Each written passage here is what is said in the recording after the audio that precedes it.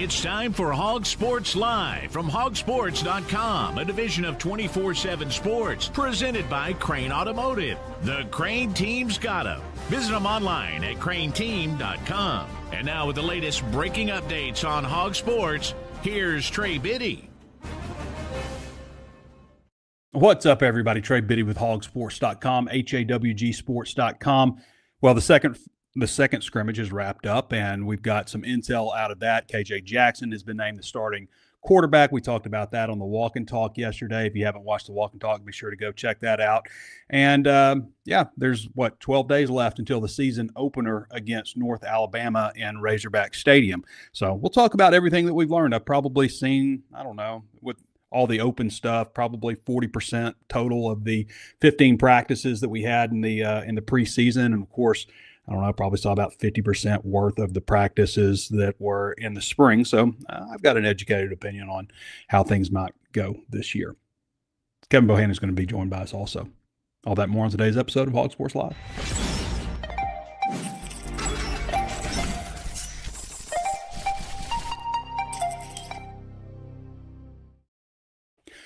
Arkansas, the natural state. We love being outside, fishing, hunting, and living our best life at the races, climbing a mountain, or just a day at the lake. The Crain team helps you get there with a great selection of trucks and SUVs. New full-size four-wheel drive crew cab trucks like F-150, Sierras, and Silverado are discounted up to $13,000 off, and you can get interest rates as low as 0% on a great selection. Let the Crain team help you get outside and enjoy our beautiful state. Visit us today at crainteam.com or at one of our 17 statewide locations. Arkansas is a hard-working state, and we know you need to make your dollar go further.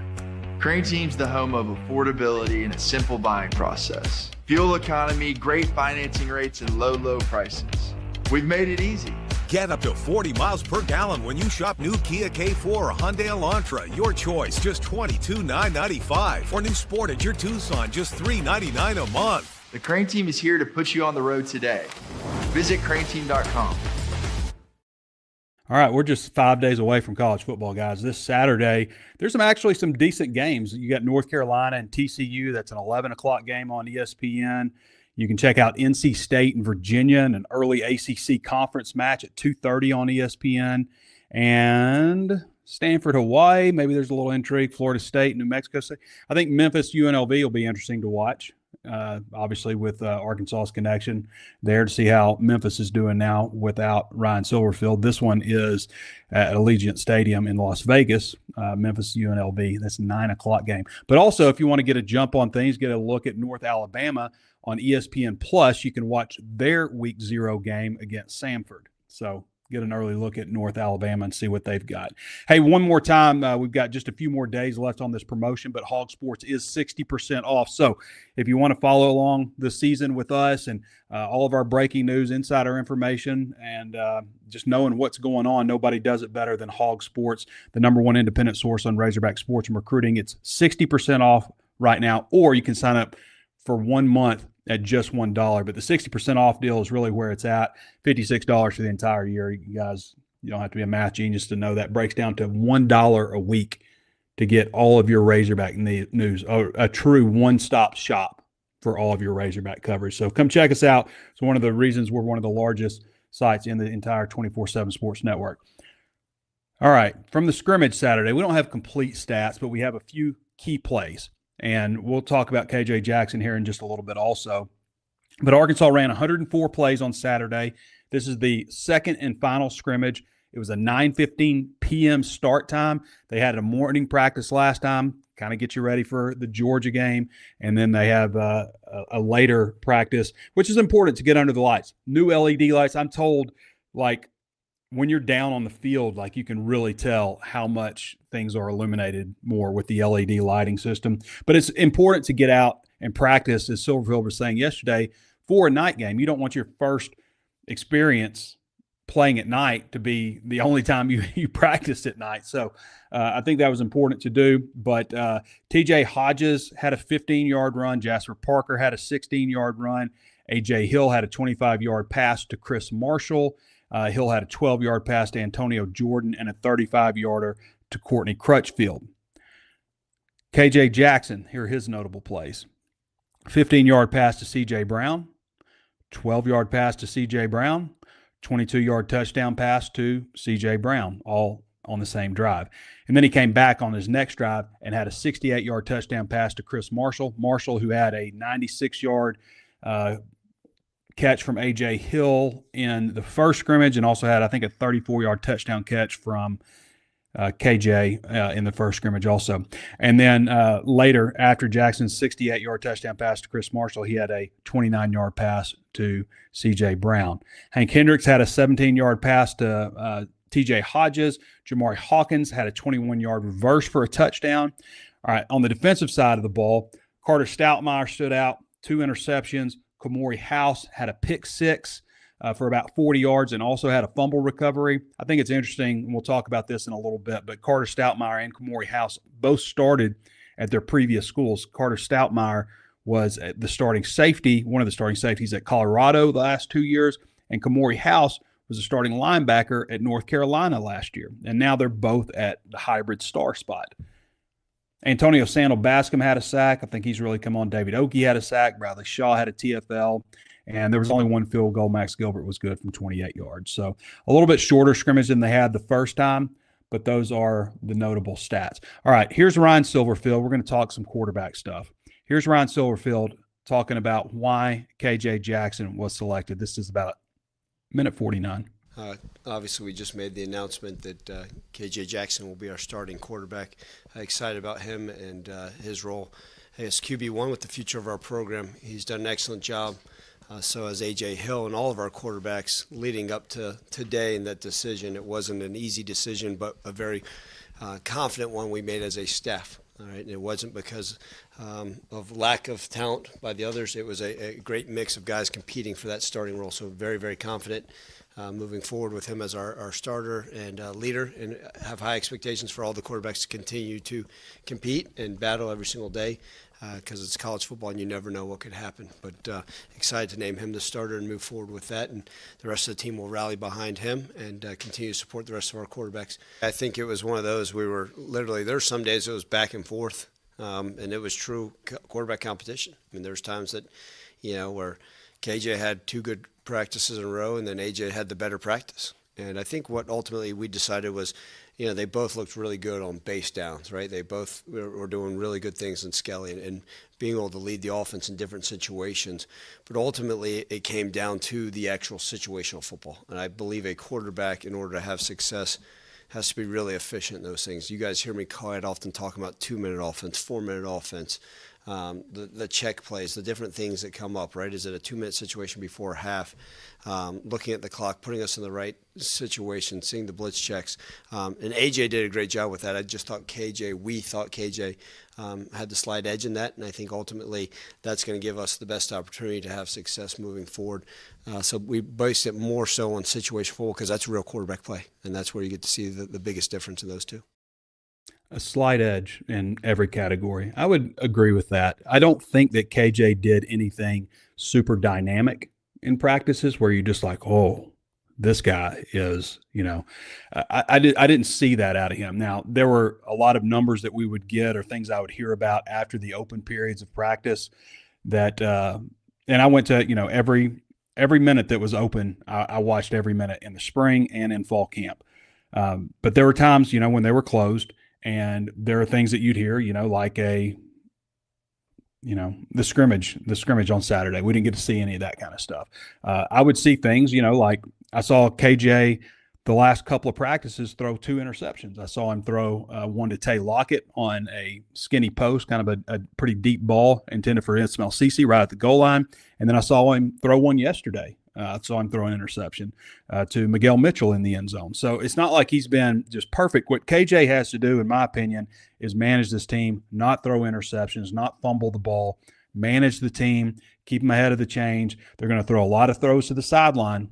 And I said this the other day, if you don't like watching screens and swing passes and throws to the flats, just where the quarterback just raises up and throws to the sideline a lot, you're not going to like watching Arkansas. But those are things that can help him get more comfortable, get a little bit of confidence. You've also got a trusty tight end.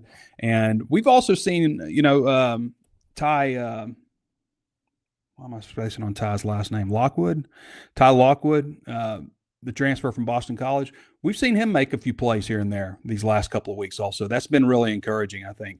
But having a guy like Jaden Platt as a safety valve for you and, knowing that you're going to be throwing a lot of passes, swing passes and stuff that are, generally easy completions, that should go a long way in helping them.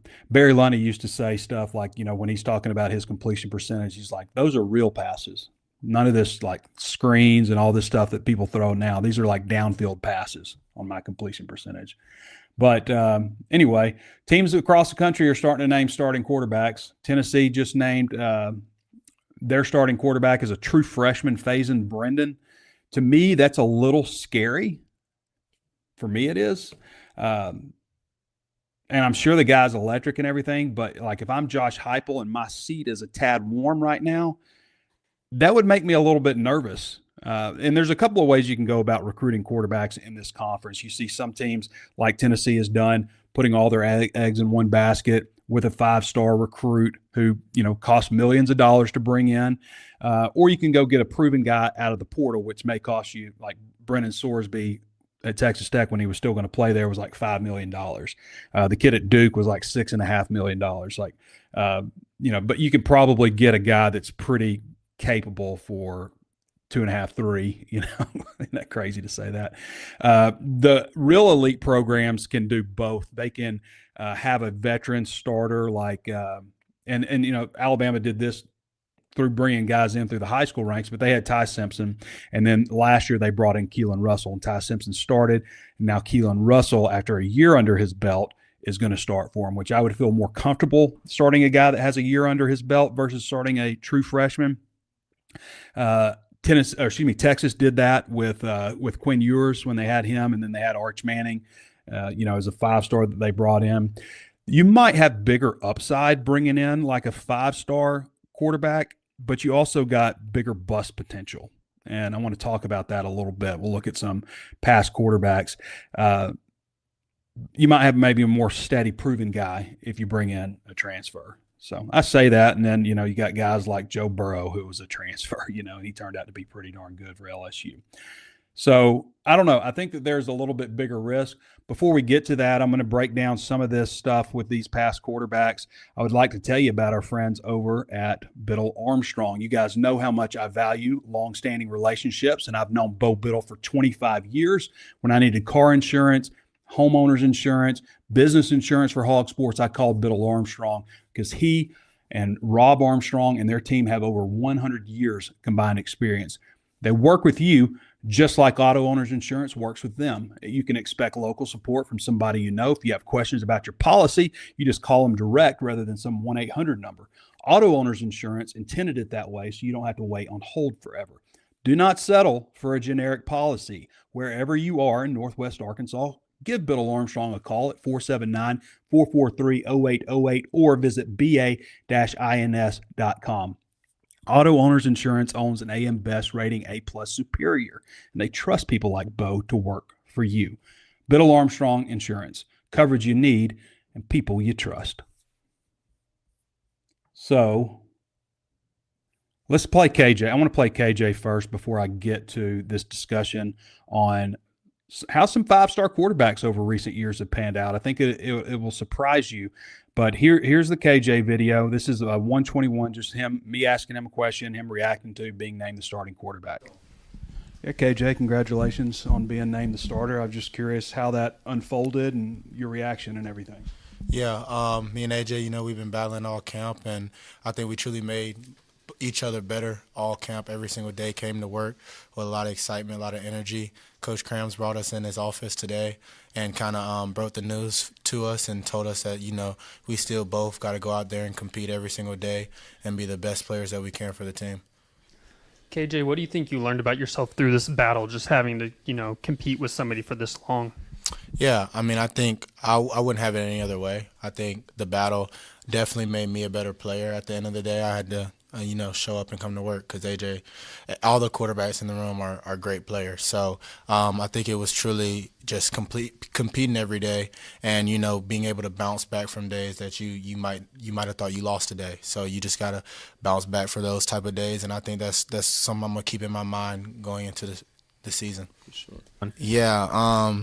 I just got on the phone with mom and dad. I think those are the people I reached out to. I mean, they've been with me, the whole time. And, that's just, a milestone along the way. I still just want to be the best player I can for the guys in the locker room and win games in the fall. All right, everybody, that is KJ Jackson. The other guy in the video, if you didn't know, that's Kamori House, the starting star. All right, so let's look back at some of these quarterbacks. Let's go back to 2022. These are the guys that would be fifth-year seniors, fifth years this year. A lot of these guys have moved on, but Drew Aller was the number one ranked quarterback in that class, went to Penn State, had a good career there. Obviously, he was drafted. I think it was like a third-round draft pick. Cade Klubnik is still at Clemson. Connor Weigman, he's a third-rated guy. Went to Texas A&M, didn't really work out. He's at Houston now.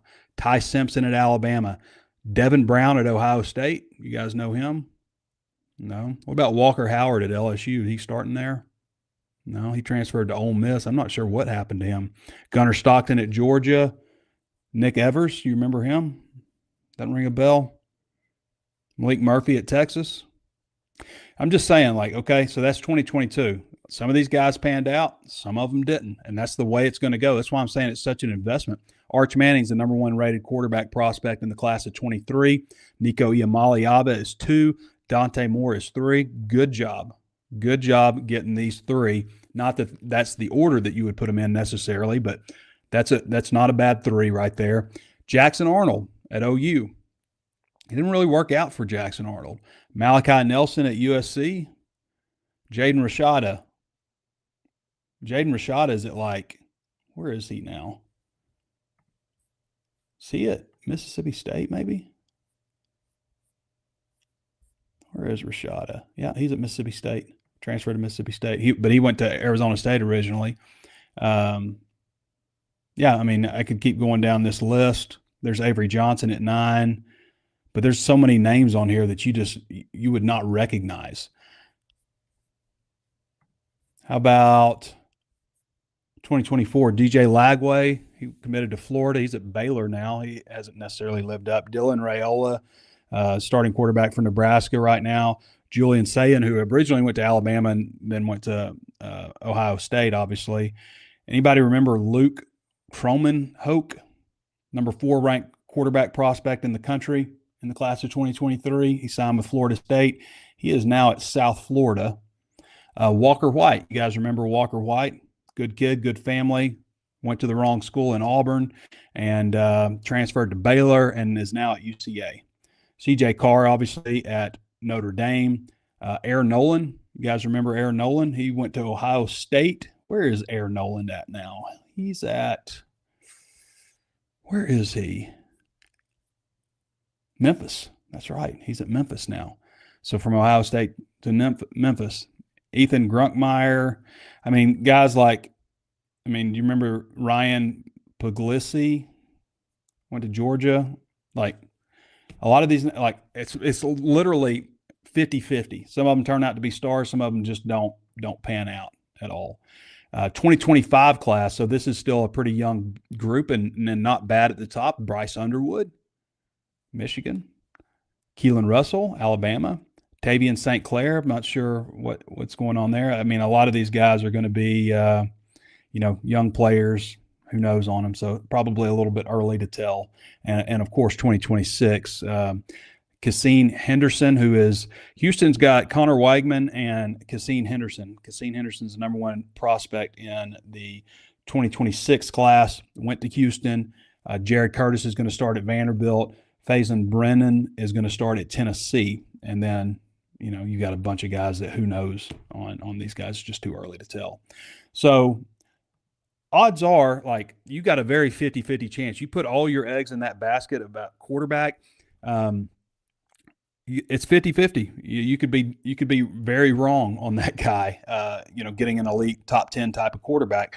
Arkansas has Hank Hendricks, who was the number 9 ranked quarterback in the 27 class before he reclassified. And then, he dropped just because of, statistics show that like guys who reclassify doesn't necessarily work out great all the time. I think Hank Hendricks is going to eventually be the second team quarterback down the road this season. And I think he'll push for a starting job in 2027. But wouldn't want him starting right now, wouldn't want any freshman quarterback. And that, brings you to like the question of, where would you, like, how would you do things if you're Arkansas? Like, does it make sense to bring in and pay, a few $1 million for a 5-star quarterback? Or should you spend that money in the transfer portal? I think you should spend it in the transfer portal. I'm worried about quarterback for Arkansas. KJ may end up being great, but I'm worried about the position just because it's an unknown. And I just mentioned all these guys, like guys that you would be, like any fan base would be flipping, to get some of these guys, like an Aaron Nolan. Oh yeah, he's got a cool name. You beat out Ohio State for him, and the next thing he's at Memphis. So I'm just saying, like, you just don't know until they take the field. KJ may be great. He could be a huge bust. You just don't know. So it's a tough position to figure out. But there's like Arkansas has had opportunities with quarterbacks. Like, there's no reason for Arkansas to be investing in a big name freshman quarterback. In fact, they're not bringing one in that I can see in this incoming recruiting class, in the 27 class. But like, you've got a guy that you're invested in Hank Hendricks, and you've got a guy in KJ Jackson who, I don't know what KJ's making. I would assume somewhere around 700, maybe, not SEC starting quarterback money, but hopefully he will warrant millions next year. Hopefully he gets to the point where, like, okay, KJ Jackson's really good, we got to pay this guy. But you should have, to me, no more than 2 quarterbacks that are really highly priced. And maybe Arkansas's got a situation now where, KJ Jackson's moderately priced and AJ Hill is moderately priced, I'm sure hundreds of thousands, obviously. And Hank Hendricks is a guy that's probably wasn't cheap, to get out of the high school ranks. But to me, like, you should have 2 quarterbacks that are high price guys. Just in this modern era, where should you spend your money? I did a breakdown in the offseason of how, this was before the transfer portal, of how I would spend my money if I had $25 million, how I would spend it. And it wouldn't be spending money on 90 scholarship players. There'd be a lot of guys that aren't getting any money from me. I'm focused on my top 45, 50 guys. I'm keeping the numbers small of the guys that I'm invested in. And it's basically a 2 deep. And everybody else may get some money, but I'm not spending most of my money on those other things. And if you're Arkansas, you have to be smart with your money. And hopefully this is going to pay out for them at quarterback, because if they'd had to go out and spend $3 million to get a quarterback who could come in that you knew was going to be good, you probably cost yourself, a couple of defensive linemen and a linebacker. So you have to do a good job of managing your funds. No question about that. All right, we're going to get over to Kevin Bohannon now. Kevin's going to join us on the Ozarks Go hotline. For those of you looking for fast, consistent, reliable internet service, you should check out our friends over at Ozarks Go. You can reach out to them at 479-684-4900 or go to ozarksgo.net/hawg. That's HAWG. Find out if they're available in your area, but generally northwest Arkansas, north of the tunnel, ever expanding out in Rogers, parts of Oklahoma as well. I've been really pleased with the internet service from Ozarks Go, and I give it Trey Biddy stamp of approval. Also give Kevin Bohannon my stamp of approval. K-Bo, how's it going? Man, I'm ready for some football. It's finally here. You had a little cooler weather this morning, and I'm all aboard for that. Cooler weather, and of course, there's no practice today. No practice today. Yeah, Ron Silverfield was talking earlier. He was at the Little Rock Touchdown Club, so that's why we, on Mondays, everybody, traditionally we will have a Monday press conference at noon with Ryan Silverfield. And so the show won't start at noon on Mondays. Today, I just waited because he did the deal with the Little Rock Touchdown Club. I know a lot of people will be watching that. But he was bringing that up. I was like, it's like cloudy and cooler, and it's the first day that we don't have practice. But they practice every day outside, Cabo. They have not stepped foot in that Walker Pavilion. And that's a good thing. And he was talking about, Silverfield and I are the same age. He's a few months older than me. But he was talking about, us old guys that can go back to the 2-a-days and 3-a-days from 1999 and 2000 when it was just as hot as it was this summer. And we were going through 3-a-day practices in Memphis. You get up, you have a meeting, then you go to practice for an hour and a half, a little break for an hour, then you have a 2-hour practice in the heat of the day. Take the afternoon off and come back at 5 o'clock for an hour and a half walkthrough. That was every day during preseason camp for us. When school started, it went to an afternoon deal of 2.5, 3 hours. And going back to when I was coaching 15 years ago, we did it early. We did early practices. We got up there. We were up there on the field at 6 o'clock. You could roll after that. I think the best thing that I heard from Ryan Silverfield after the practice yesterday, and he announced KJ was the starting quarterback, is how many different scenarios that he talked about going through. And how he's going to cut Ron Roberts' wire in the next scrimmage, the walkthrough and everything. That's the stuff that fans don't think about. Somebody lost a helmet and they get through. He has a list of situations and situational stuff. And I think that's been the lack of focus over the last couple of years. It's great to see from somebody who processes things and goes about the game the way I do. Yeah. It's interesting the way anytime you mention, like, in this video, there will be people responding saying Chad Morris 2.0. Yeah. But I'm not saying like his demeanor in press conferences and stuff like that reminds me of this guy, but the way he structures practices in a lot of ways and the way he seems to have his finger on every button kind of reminds me of Bobby Petrino back in the day. How, Petrino, and one of the reasons that the program just collapsed was because Petrino had his finger on every single button. And when you removed that guy, everything just imploded on itself. But Silverfield, and it's not like when I was back in the day, you'd watch a Bobby Petrino practice and the whole practice field and the players seemed to just kind of move as the quarterback. There's an amoeba around him. Yeah. Yeah. Well, it was around the quarterback, and which he was always around, but it just like the whole practice was structured around the quarterback. It's not so much that with Silverfield, but I really have been impressed with how practices have been run. I think they do a lot of interesting drills I haven't seen before that, keep players engaged. The players seem focused. They seem like they know what they're doing, going station to station. You don't see a lot of wasted time, and the coaches are very active too. So I've been pleased with the way those practices have gone, and I do see that with him, like, wanting to get the big screen, which I posted pictures of that on HawgSports, in the Walker Pavilion, which I think will add a lot to their practices. Fixing the lighting in the facility, adding the lights in the stadium, the fundraising stuff that he does. There are a lot of things that Pittman was good at that, also kind of got taken away from him in this modern age of college football. But the things that Pittman didn't do well were, like attention to detail on a lot of stuff that Silverfield just seems to get. Yeah, and that's because he's been around the game for almost 30 years now, and he's such a young guy.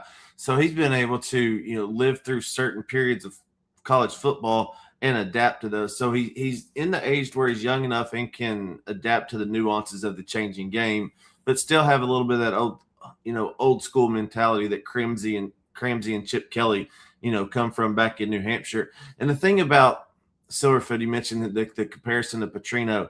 I think Silverfield lets his coaches coach a little bit more than Petrino did. And that's been the biggest difference that I've seen. And those guys really have a pull. He's talking about KJ Jackson and everything, how it was a group decision, how they arrived at it. It's going to be an offense that Arkansas fans are not going to be used to. So in the kind of the spread West Coast offense that Tim Cramsey is going to run, there are teams that are good at the screen game, and there are teams that don't pay enough attention to it. Arkansas is going to be one of those teams that's really good at a screen game that and Arkansas fans haven't seen that, I can't remember the last time Arkansas was really good in the screen game. And they should be good at defending it. Yeah. That's a huge The defense thing. is practicing against that too. Yeah, that's a huge thing because there's been so many times where you see a strong safety come up and jump that route, going out to a bowl screen with a bunch set to the right to where, and Arkansas's jumped that route. Now you got to be careful because on the back end you do a pump and go to where he's down the sideline running wide open. So that's stuff you got to look out for. But there's going to be a lot of quick reads. There's going to be a lot of slant flat routes, and the tight end's going to be involved. I think Jaden Platt is one of those guys that hasn't been talked about enough, that he could be a real big part of this offense, along with the receivers that have really stepped up with C.J. Brown. Chris Marshall, of course, had another outstanding scrimmage the other night. So this offense has the potential to do some big things, but it's just going to look a lot different the way they get the ball down the field.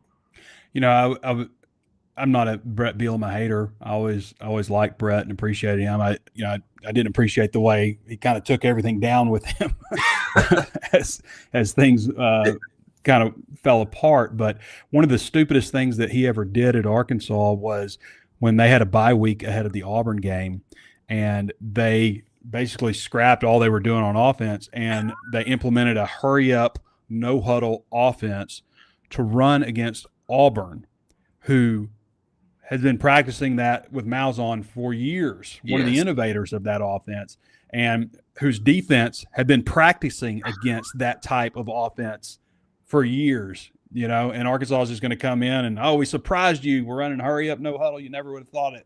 Yeah. And they're calling the signals out before the plays even run. Yeah, that's what happens. Probably. Yeah. Yeah. Anything else jump out to you about this team, Kevin, as you've kind of followed around and, just see how things have unfolded? Anything jump out to you? The depth on the front, on both fronts, is going to be, and I made in an article a few weeks ago about this finally looks like an SEC team. You mentioned it in the walk and talk last night. On the defensive line, there's another 6'3", 315 guy after another. I was glad to see Carlin Jones. He was a guy that I was really big on out of the transfer portal. When you look at all these 4 stars and coming from P4 programs and big-time programs, like that guy looks like somebody – he looks like a starter. He looks like somebody that could realize his potential. And, with your depth chart that came out, he's obviously going to be in the rotation, but he could be that starter at nose guard. I love the multiplicity of Ron Roberts' defense. It's going to be an attacking defense, and you're going to get a lot of different looks. The thing that has driven me nuts about Arkansas's defense over the last couple of years is they had man-made gaps and man-made running lanes based on their alignments. You're not going to have that this year. They're going to be more attacking. I'd like to see a little bit more depth at safety, but the tide has risen. Obviously, on defense, it couldn't have gotten much lower. So it's going to be really good on that side of the ball, and I'm really excited to see them get after it. Obviously, North Alabama is not going to create much of a challenge. You're not going to see much as far as blitzing schemes, and Ron Roberts both sides aren't going to open the playbook very much, but it'll be good to see them going against somebody in this era, and just to see the little things. And that's what we'll talk about in the keys to victory going into North Alabama next week. The one I love to do that you got me on last year, and really looking at those, how they're going to limit turnovers, limit penalties. Those are the keys that happen every week. Yeah, yeah.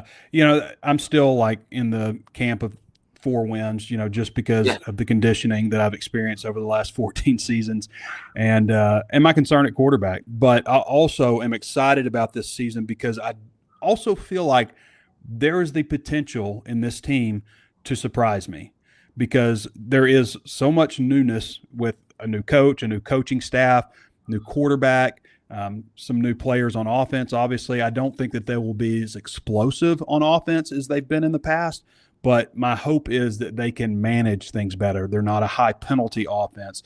They're not a high turnover rate offense. And if they're not good in especially in turnovers, if they're not good in turnovers, then I've said before, like, it'd be a lot of wasted time, because they practice that more than any staff I've ever seen in 23 years covering this program.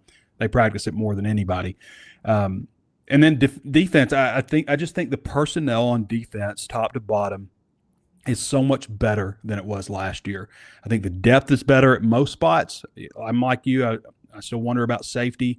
I think the depth is better overall, from cornerback to the second level linebackers, jacks and stars, and the defensive line, especially the defensive line. I just think that they're going to be able to roll guys in and out on that defensive line, and they did not have that luxury last year, and it cost them in games. That cost them not having a defensive line, penalties, turnovers, and decisions. Special teams. I don't know that like just killed them, but they weren't. They brought in Cam Shanks to be this All-American punt returner, and he didn't do anything. Oh. He did not have a single good run back. Yeah, when it's week 8 or 9, and I'm still talking about he's got a 3.8 yards per return on the punt return game, it was just destined for doom right there. And I know that we saw a question in the comments right there: who's going to be the guy opposite Quincy Rhodes? It could be one of a few different guys based on the set that they're in. They're not going to have a defensive end opposite him. They're going to have a jack, which is going to be Steven Souls or Charlie Collins. It could be a bigger guy, and then it could be Kamori House flying off the edge out there at the nickelback. So I really like the 2-4 look where they had the two tackles in, and then they got the two stand-up guys on the outside, which could be a Collins / Rhodes or Souls type deal. So it's going to be a lot of fun. It's going to be a different guy just about every set over there. When they were doing it yesterday, it was Souls and Collins at those two outside spots, and then that's a 3rd and long deal right there where they just pin theirs and go. Yeah, and I've seen where they put. I don't think they had Quincy in there starting off on the interior, but he was eventually in there. But Quincy at 273 or whatever, he can play inside. As a pass rushing defensive tackle. And Zadavian Sims also be a good option to have inside as a speedier guy. So, all right, Cabo. Anything else you want to add before we cut you loose? Have patience on the offense. Remember the term selective or situational explosiveness. Mm-hmm. Yep, that's it. Yep, that Utah game is going to be interesting to watch. Yeah, it will. Yeah. All right, buddy. Appreciate you. Thanks, Trey. All right, everybody. That's Kevin Bohannon. Follow him at Cabo Baseball Guru on X. Read his content at HawgSports. Again, HawgSports.com. All right, we're going to get into a little bit of my final depth chart, but I would like to tell you about our friends over at Blakeman's, because around here, we take our traditions seriously. And when it comes to celebrating life's biggest moments, there's only one place to go. For decades, Blakeman's has been the Blakeman's family has been Arkansas's cornerstone for the Northwest Arkansas community. They're the ones we trust for our milestones, our game day style, and of course, they are where Arkansas gets engaged. Whether you're looking for an heirloom piece, a championship level gift, or you're ready to pop the question, they bring the absolute best in quality, luxury, and local pride in jewelry and watches. When you want to celebrate like a champion, do it with the team that knows Arkansas best. Shop the Blakeman's showroom in Rogers today, or visit them at blakemansfinejewelry.com. These guys are the official jewelers of the Arkansas Razorbacks. If you haven't checked out that store in Rogers, I don't know that there's anything like it in the region. I mean, it is the finest jewelry store across states, probably. Nobody's got anything better, I can tell you that. All right, so let's focus on this depth chart. Obviously, know with KJ Jackson, AJ Hill's the backup. Hank Hendricks is the third guy at quarterback, and Hank started out right from the get-go in fall camp, coming out with the third group. I think when the season is done, we're going to see Hank Hendricks, and we're going to look at him as the second quarterback on this roster. I just think that he's got so much potential. He reminds me a lot of Madden Yamaliava in terms of just his suddenness, just quick twitch, aggressive with the football, got good size. Just not that he's like super fast foot speed or anything, and I haven't seen him like really run live, so I don't know, but the way he moves, you can just kind of see it. You know what I mean? You know what I mean. Running backs, you're going to see pretty even distribution with Sutton Smith and Braylon Russell. Cam Settles is going to get in there. And I think Markeelan Batten has really helped his cause. You see him showing up a lot in the scrimmage stats and stuff. But Sutton Smith and Braylon Russell will be a 1-2 punch. And I think it's a pretty good group. Now, would I trade for Mike Washington right now? Sure, I would take Mike Washington. But Russell, I think Russell is, I don't want to say taking it seriously, but you can just see the work that he's put in, from leadership standpoint, the way his body looks right now compared to, people who haven't seen Braylon Russell since last year, I think will be like, whoa, he does look different. Like, it'll be noticeable to you. Split in, we know wide receiver. Let's go over whole wide receiver. Chris Marshall, C.J. Brown, Ismail Cece. That has been the starting wide receivers all camp and going back to the spring. Nothing has really changed there. Somebody asked in one of our questions, is it time to give up on Courtney Crutchfield? I just think that Crutchfield is playing behind a guy who's really good in Chris Marshall. And I think Crutchfield's time will come next year. And also he'll play a role this year. But like Courtney Crutchfield, Donovan Faupel, and Jamari Hawkins, that's 3 wide receivers. They're guys that could have started on some past Arkansas teams with that group. Like we might have seen Donovan Faupel and Jamari Hawkins start for Arkansas last year. I think that wide receiver has a chance to be the most improved group on this team. And that's not a shot at Omega Blake because he was a good receiver, and Raylan Sharp and so on and so forth. But, C.J. Brown was on that team last year also. But I think Donovan Faupel or Jamari Hawkins, I think could have started last year for Arkansas. One of those. C.J. Brown would have started, obviously, and Omega Blake would have started. But you also got Antonio Jordan. You've got like how do we get Jelani Watkins on the field? DeQuain Prevost would have played on a lot of past teams, but there's not really any room for him to play. I think he'll travel because I think he might be in the mix on special teams. And Monte Harrison, we've seen Monte Harrison work some tight end also. But like, you see what I'm saying? Like, I'm naming off quite a number of guys who are really quality players at wide receiver. I just think it's a better group overall than last year. Tight end, I think probably not quite as good a group as you had last year. Rohan Jones was such a playmaker for him, but they have Jaden Platt back, and we have seen some good things from Ty Lockwood. Ty Lockwood, Monte Harrison, also going to see him in there, and then Matt Adcock, you'll see him kind of in that, fullback type of role when they need that. There's nothing that has changed with the starting offensive line from day one of the spring to practice 15 of preseason. Not one thing has changed with that starting group. Kavian Broussard, Malachi Breland, Caden Kittler, Kobe Branham, Bryant Williams, left to right. Adam Hawks is your top swing tackle, I think.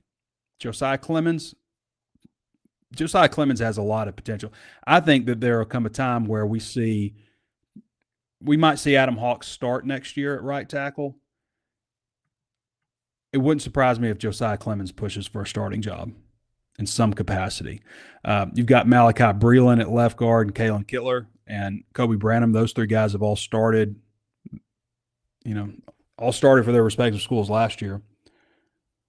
But I think Cash Courtney is your top guy on the inside. I think I said in the walk and talk he's the top swing guard and tackle, but I meant center. Start swing, center, and guard, like either guard spot. I think he would be the guy that comes in for you. Defense, Quincy Rhodes, Carlin Jones, Hunter Osborne. That's who I think starts. And I just think it's been a pretty close battle between Carlin Jones and David Oakey. I just see Carlin kind of constantly nipping at David's heels. But David Oakey, Zadavian Sims, Antonio Sandal Bascom, that's who my next 3 guys are, I think are all going to play a ton. Plus, you got Trajan Odom who will play. And, Caleb Bell can play. Danny Beal at 6'5", 347 can play. Like, that's what we've been talking about. Like, you just keep naming guys one after another who are really quality, talented players. I mean, Quincy Rhodes obviously can go to the NFL. Zadavian Sims was a former top 100 prospect. Caleb Bell was a 4-star on at least one of the 3 major recruiting services. Carlin Jones was a 4-star from USC. David Oakey had 62 tackles at Abilene Christian, didn't play much last year because of an injury. Danny Beal was a 4-star recruit. Hunter Osborne was a 4-star recruit who started his career at Alabama, was on a really good defensive line at Virginia. Antonio Sandal Bascom, who I think is going to help him. Like, he's an athlete. Like, I noticed him day one. It's kind of like, when you're talking about Mike Washington last year and Rohan Jones, when I was like reporting, I was like, hey guys, like day one, I was like, these 2 guys, are way better looking than I anticipated. That's the truth with Antonio Sandal Bascom. Like, I could see him helping them. He is very athletic for a guy that's 6'3", 315 pounds. And then Trajan Odom from Ohio State. Think about some of the transfers they got here. Zadavian Sims, Oregon, college football playoff team last year. Trajan Odom, Ohio State, college football playoff team last year. Not that those guys were starters, and Odom, was just a true freshman, but they were on really successful programs. Hunter Osborne, Virginia, first 11-win Virginia team in program history.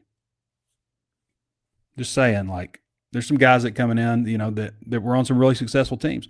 At the jack spot, I've actually got this wrong. I did not update this because Steven Souls, I think, is the starter at jack, and I think Charlie Collins is the next guy up, and then Jamonte Waller after that. So I've got to actually go in and fix that because I did not change that. It's just kind of like a paste and then make the changes kind of deal, just to see where I was. But I wasn't far off from starting in the spring to now in terms of who I thought would go where. No change with Bradley Shaw and Jaquavian Smith. Those two guys have started every single practice, 30 practices in a row. Those guys have started at linebacker. The question is, who's the next guy? If you need more of an athlete out there, I think it's Phoenix Jackson. If you need a guy who's maybe a little stronger run stopper, probably Wyatt Simmons. You've got Ben Bogle, who is a fifth-year guy, and Jeremy Evans, who is a fifth-year guy. Those are your third-team linebackers. Star, Kamori House, and Carter Stoutmeyer. I mentioned I thought it was really kind of crazy that, Kamori House, like, people are sleeping on this guy, I think, because House was at North Carolina last year. He was a true sophomore for North Carolina and started. Not only did he start, he led them in tackles. He was a team captain. Now, I don't know if you guys remember any, but I can't remember any player at Arkansas who was a team captain as a sophomore. And this guy transferred in to North Carolina and was voted team captain, and then went and led him with tackles with 85 stops at linebacker. Kamori House started the last 2 years at Colorado at safety. Carter Stoutmeyer. Kamori House started at North Carolina. Carter Stoutmeyer started the last 2 years at safety at Colorado. And both those guys are now at the jack spot at Arkansas. Tyler Scott's your third-team guy. Christian Harrison, I think he'll be a good player at safety. The guy who's really come along is Tay Lockett. I mean, Tay Lockett just keeps showing up as a true freshman. In fact, like, you've got some guys, and I'll get to cornerback in a second, but I want to talk about Brandon Ford also. But Tay Lockett keeps showing up. Kiari McGlure, Miguel Mitchell. I don't have that right either. I did not do a good job updating this. So Miguel Mitchell, this is my final one. I need to fix that. Miguel Mitchell is going to start at one of the safety spots. Kiari McGlure, I think, is the third safety, the top rotational guy, but keep an eye on Tay Lockett, Ian Williams, Songbae Ginu. I don't feel like there's, when you're talking about your third guy, is a transfer from West Georgia that nobody really knew about, played cornerback last year, you know what I mean? And then your fourth guy is, probably a true freshman.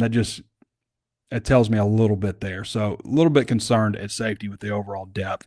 I would hate to see what that group looks like if they didn't have Christian Harrison.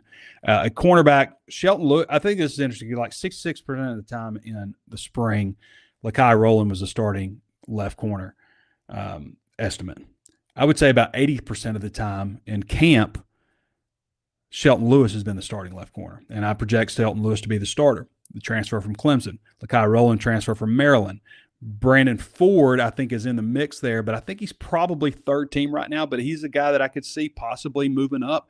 Right now, I've got Jaheim Johnson as the starter at right corner.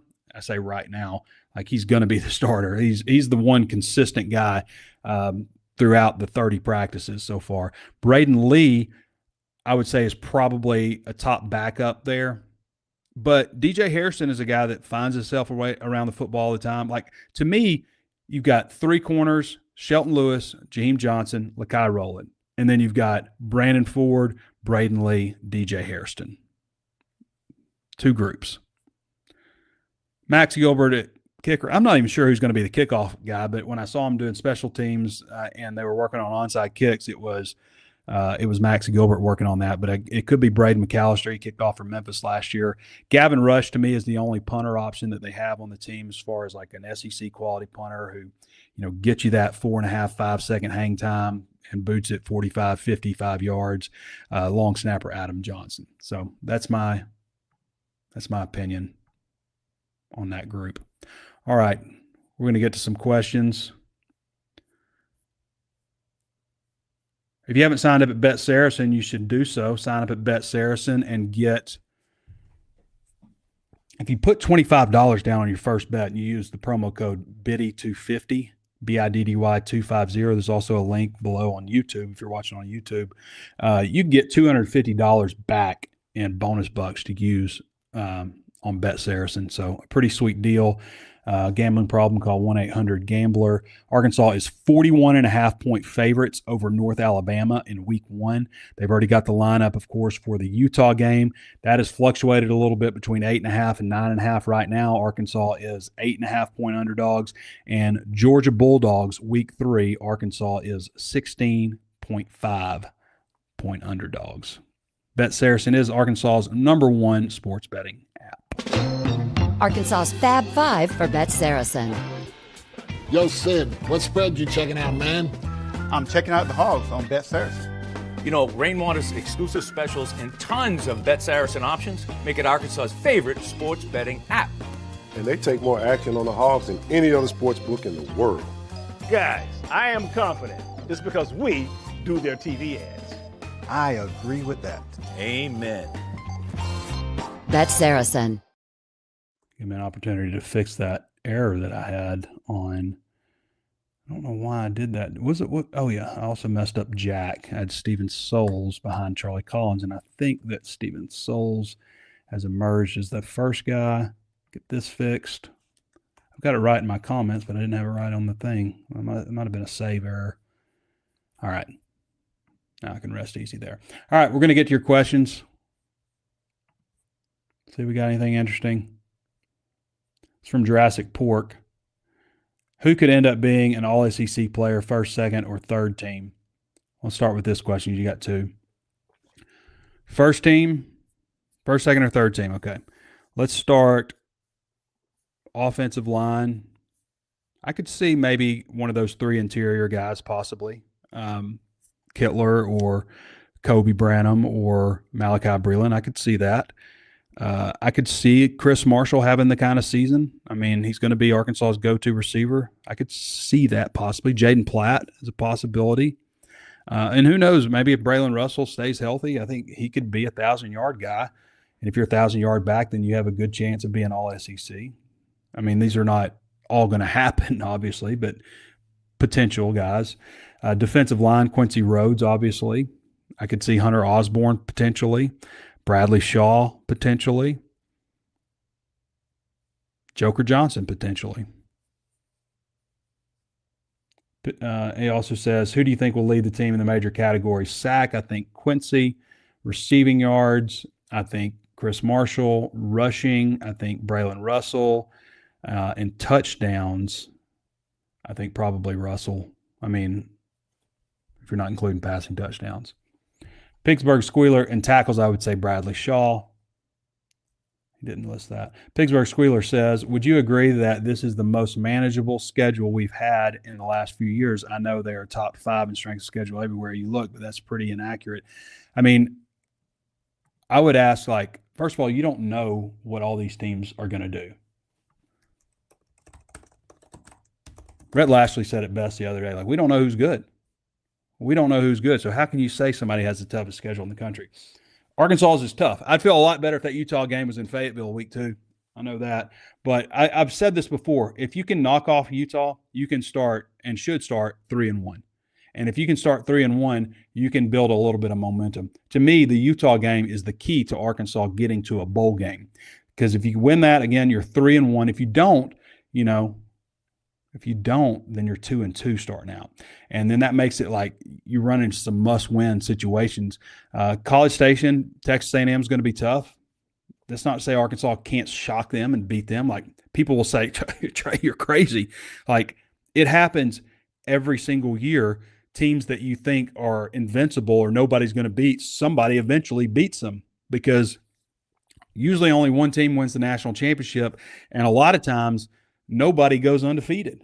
That happens all the time. Like, teams get knocked off. So you can't just look at it and say because they're going to be, significant underdogs, like it's over.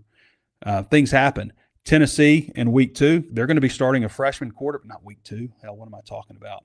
That's October 10th. Tennessee, they're going to be starting a freshman quarterback. Vanderbilt's going to be starting a freshman quarterback. That's back-to-back weeks there. Missouri, who knows what Missouri looks like on October 31st.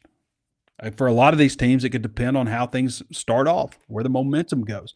Auburn, what's Auburn look like after their brutal schedule? I mean, they play so many tough games before they face Arkansas in a row. South Carolina, down towards the bottom of the schedule there. South Carolina's not having success. They could have a coaching change. You could be facing South Carolina with Kendall Briles coming in as the interim head coach. Kendall Briles is at South Carolina, for those who didn't know. At Texas. And then LSU at home on November 28th. Is that a game that's going to decide whether or not Arkansas gets bowl eligible? I would love nothing more, and I'm sure most people in college football would love nothing more than for Lane Kiffin to fail after everything that's happened in the offseason, with him bolting his team right before they played in the college football playoff to go coach at who LSU fans view as their number one rival. Like, I don't know if everybody knows that, but like, Ole Miss fans look at Mississippi State as a pest. Whether they are or they aren't, that's how they view them. And they look at LSU as their primary rival. Now, I don't know if LSU looks at Ole Miss as its primary rival. They probably look to more Alabama and stuff. But that's how Ole Miss fans. So, Lane Kiffin, out of all the schools that he could have left them high and dry for to go to LSU on top of it, LSU's pouring a lot of money into that program. Brown 1994 says, thanks for the walk and talk, and see you're leaning to 4 wins. Is there any combination of who we beat for those wins plus retention afterwards? So, I think you look at this stretch, obviously the North Alabama and Tulsa games, and then you start looking, okay, can they beat, if I'm looking at most likelies, you get Tennessee at home, Vanderbilt, I know Vanderbilt's playing a lot better, but Vanderbilt, if we're talking about the most gettable possibilities, Vanderbilt, you get a bye week before Missouri. Arkansas has had success playing at Auburn, and then South Carolina. Those 5 games, if you can get 2 of those, then that gets you to 4 wins. You beat Utah, North Alabama, Utah, Tulsa. That gives you 3. And then, you got Tennessee, Vanderbilt, I can include Texas A&M, but Texas A&M is going to be good. We know that. But Tennessee, Vanderbilt, Missouri, Auburn, South Carolina, if you can get 3 out of those, so that'd mean beating Vanderbilt, beating Missouri, beating South Carolina, you're bowl eligible. If you could do that. I'm not calling for that.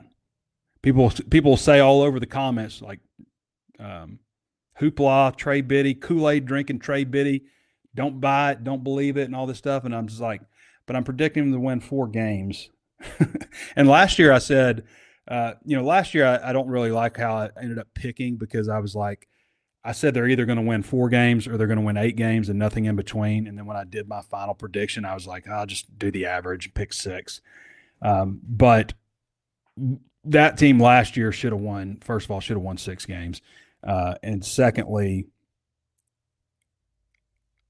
I never thought that they would have let go of the rope so badly that they would only win 2 games. Because, they were such a bad turnover team, it just cost them so many times. 8 losses last year. 8 of their 10 losses last year were by a score. And that doesn't include Auburn, which they led in the 4th quarter. Kendall Briers says, Trey, I'm having a hard time engaging with his coaching staff, mainly the head coach. I have just a hard time listening to his voice with the way he talks.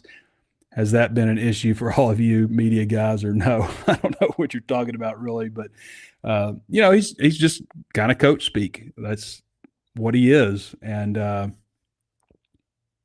It's what most college coaches are these days. They're all going to do it the right way and, all this kind of stuff. But, like, he hasn't really had even an opportunity to talk about a game or anything that, like, putting a performance out there that everybody can see and talking about it. And everybody gives the guy a tough time, and he hasn't even coached a game, like telling, you're gonna lose and all this kind of stuff. Willie B. Hardigan, yes, I understand what his name is. Willie B. Hardigan. I just read it so many times that I gloss over it, because I saw in the comments also people were like, he just glossed right over that name. I've read it several times. Do you remember when you said you will grow your hair out and a handlebar mustache if this team wins 8 games? No, I don't remember saying that. But I'll leave the hair challenges to John Neighbors. He can shave his head and leave the. Was it Hawk or Animal? I think it was Hawk that had the double thing like Kobe Branham has. But no, I'm not planning on doing any of that. I'll just hope that they win 8. Gallant Knight says, do you think Hunter Yurachek wipes? I almost read that. Oh, you almost got me, Gallant Knight. Pork Rind says, what is going on with the DL? I don't know. Like, Silverfield kind of said some stuff like maybe guys that are veteran, older players, might find themselves not starting.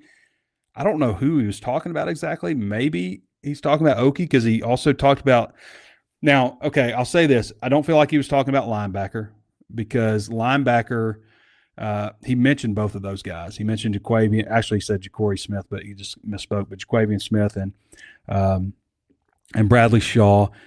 He talked about Carlin Jones a lot, and they've talked about Hunter Osborne quite a bit, obviously, and I don't know. I just kind of came away thinking, is he talking about a defensive lineman? Who would he be talking about on the defensive line? I don't think Osborne. He didn't mention Quincy, but I would hope that he's not thinking about Quincy. And maybe it's Okie, because Carlin Jones has been coming on. I don't know.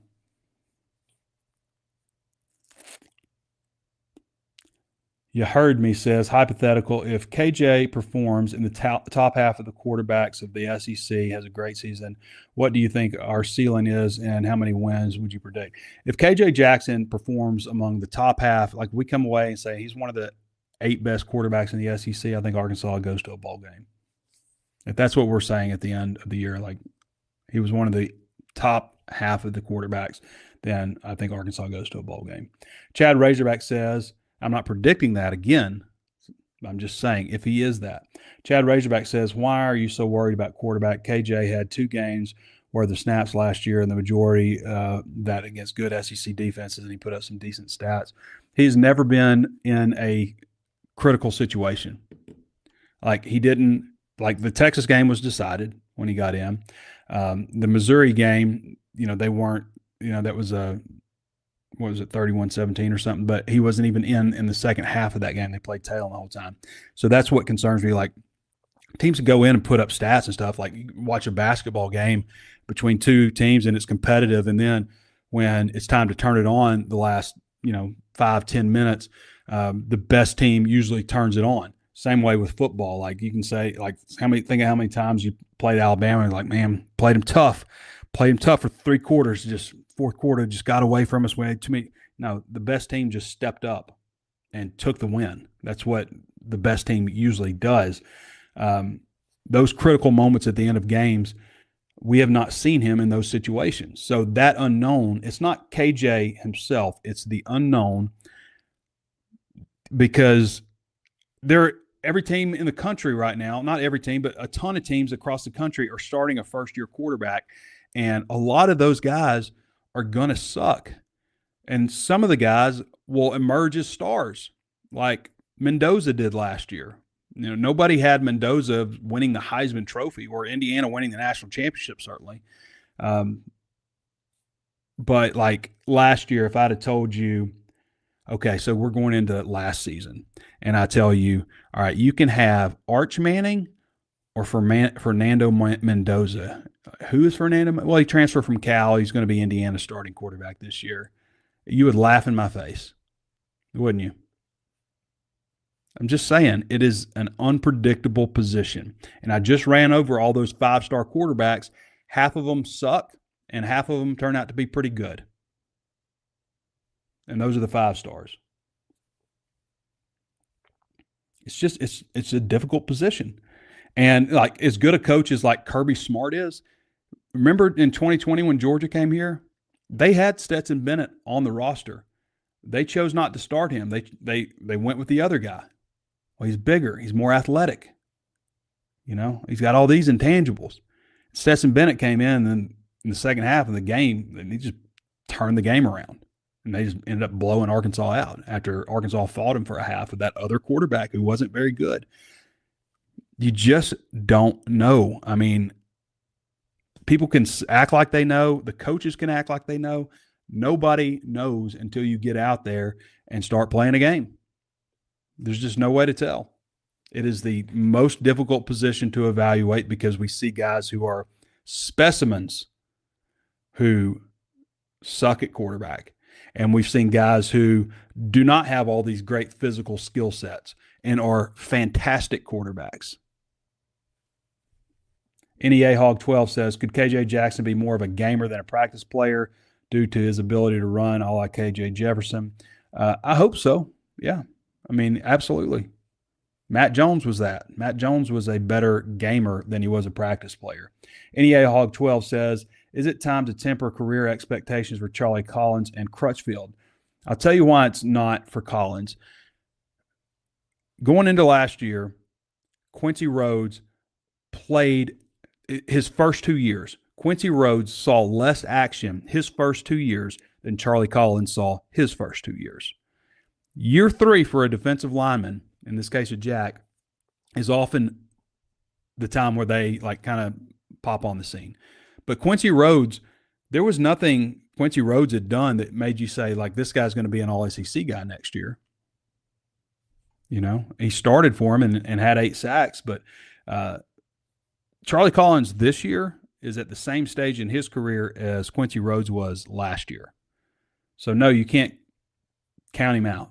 Courtney Crutchfield is playing behind Chris Marshall, who's as talented as anybody that's come through here in recent years. I mean, physical talent, he's up there.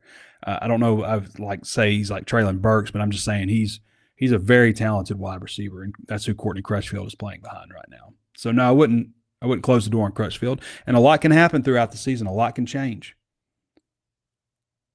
West Hog 21 says, surprised Jasper Parker hasn't made more of a push. He has done some good things. Where Jasper Parker needs to improve, he's got to be more consistent as a receiver. I just see him drop too many passes. Chad Razorbacks was when the show started today. It started at 1:45. Oh, we've gone 1:08. Trey, do you see any future NFL talent on this roster besides Quincy? I could see Shaw, Joker, maybe Shelton, Lewis, maybe Christian Harrison. I mean, I think there are several candidates on the defensive line that could be NFL guys one day. I'm not going to say all of them are going to be that, but I think that there are going to be some guys on the defensive line who play in the NFL one day. Offensive line, Breland, Branham. We'll see on the tackles, but Breland and Branham maybe have an opportunity. Chris Marshall has the talent to do that. You know, his issues that he's had in the past will hurt that stock a little bit. But if he's ultra talented, then they'll, you know, especially a wide receiver. Braylon, I think, has potential to do that too. You know, Braylon has a lot of talent. He just got to produce. You got to put up the numbers. Hog Talica says, Trey, now's your chance to say I told you so about KJ Jackson being named the starter. I told you so. I told you he was going to be in that. I told you from the get-go, from the first practice, KJ Jackson was going to start. I did do that back in the spring. Hog Talica has responded to Kendall Briers and saying that's how I felt about Pittman, that he had a problem engaging. Federal Hog 79 says back to the front for sure. Oh, God, that's answering a Hunter Yurachek question I stopped reading. Jurassic Pork says, if you were a coach, how would you handle media availability and access in regards to practice and press conferences? Well, I don't know. I mean, in this day and age in college football, I feel like we're getting more than most teams do. So as a media person, I would love to have more one-on-one opportunities with players like we used to get, but that's just not reality anymore. Do you think Silverfield changes his approach next year, or will it depend on how this season goes? I mean, Pittman quit doing Wednesday press conferences. He used to do a Wednesday press conference, which we also used to do on Thursdays at one point, but he quit doing that.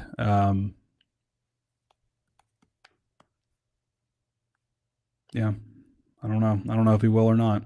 Trey, what's your thoughts on Jerry Jones and Bill Clinton coming to speak at Little Rock Touchdown Clubs? It'd be nice to have an AD that had influential connections like that. I think that'll be a cool deal. I mean, no matter how you stand politically, Bill Clinton is still a very recognizable figure, and I'm sure he has some interesting things to say about sports.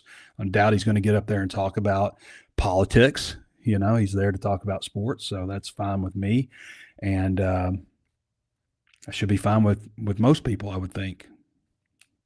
And Jerry Jones, of course, you know, will provide some unique insight too. So be a nice deal. T. Diddy, what's your prediction for teams out of the SEC that will make the playoff? You think the Big Ten makes it 4 straight this year? I think Georgia has potential. I just don't know about Gunnar Stockton. Like, is he a championship quarterback? You know, I know this is his second full year as a starter. He played a lot the year prior also. Is he a championship level quarterback? Is Alabama, you know, Alabama's 8.5 wins, by the way. That's their over-under. Is Keelan Russell, you know, like, he could be a superstar. That's a very distinct possibility that Keelan Russell could be a superstar at quarterback. And if he is, Alabama's got a chance. That's the thing. Like, the Big Ten has had better quarterbacks. I mean, they just have. So I'm trying to think. You know, Texas, if Arch Manning lives up to his potential, Texas could be in the mix. LSU could be in the mix. But who wins it if you're the Big Ten? I mean, you're probably picking Ohio State out of the Big Ten this year. They've got the most experienced quarterback out of the upper echelon teams. I would probably lean into saying Ohio State would be the favorite, but I think that there may be more candidates out of the SEC that could win it. All right, that's it. Appreciate you guys joining me. We'll be back with you guys on Thursday, and we'll be that much closer to the start of the 2026 football season. Appreciate everybody joining us. Thanks to all of our sponsors.